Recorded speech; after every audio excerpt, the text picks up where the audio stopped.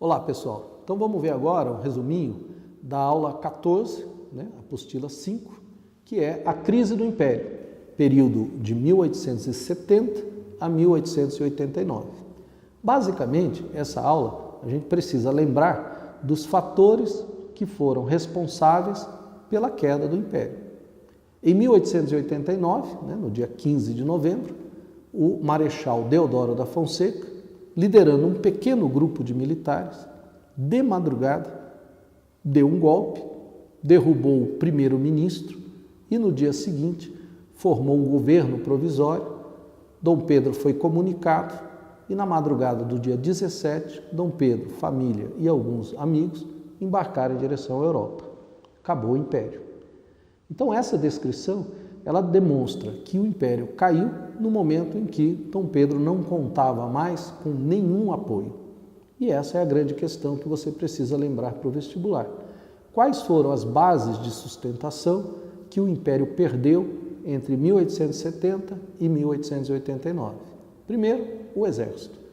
O Exército vai perder, digamos assim, a relação íntima que o mantinha obediente ao imperador, principalmente após o fim da Guerra do Paraguai. A maneira como Dom Pedro trata o exército, o descaso, a falta de consideração, faz com que um sentimento de rancor leve vários militares a se indisporem com o Império. E aí começa, lentamente, uma série de atritos. Esses atritos vão gerando desgaste, esse desgaste vai provocando um afastamento e os militares não só deixam de apoiar o Império, ou seja, rompem essa relação de obediência com o Império, mas começam a conspirar contra o Império. E, em 1889, acabam por derrubar o imperador e iniciar um governo militar. Então, a questão militar, vejam só, ela não teve nenhuma razão propriamente ideológica, embora muitos militares fossem seguidores das ideias positivistas, que defendiam uma república, mas nem todos eles. Boa parte, incluindo Deodoro da Fonseca, eram monarquistas. E esse grupo vai se opor ao Dom Pedro por razões pessoais, por razões de rancor. Então, aí temos uma das questões, suas razões e a sua importância. A outra base de sustentação do Império era a Igreja. E a Igreja, que era a religião oficial do Império, também vai se afastar por conta de um desgaste na relação entre Igreja e Império, principalmente por conta do fato de Dom Pedro nomear padres e bispos e por Dom Pedro vetar decisões do Papa. Embora esses dois direitos, o primeiro chamado padroado, o segundo chamado beneplácito, eles fossem parte do acordo entre Estado e Igreja, com o passar dos anos, essa interferência constante desgastava a posição da Igreja perante o Estado.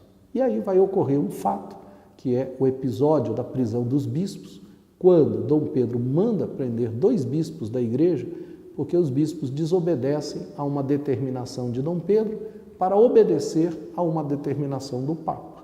Quer dizer, o que parece ser razoável, na época, por conta desse acordo, Dom Pedro tinha razão.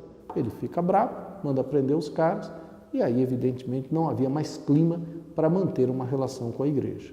Afasta-se a Igreja também.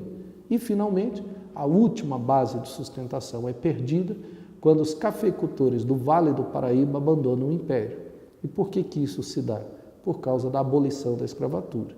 O fim da escravidão e a não indenização dos fazendeiros leva os fazendeiros cariocas, que eram exclusivamente escravocratas, muitos deles quebram, muitos deles vão à falência. E, evidentemente, eles culpabilizam o Império e se afastam do imperador. Sem apoio, um movimento militar sem grande expressão acaba com os 49 anos de segundo reinado. E a República nasce fraca, nasce em crise.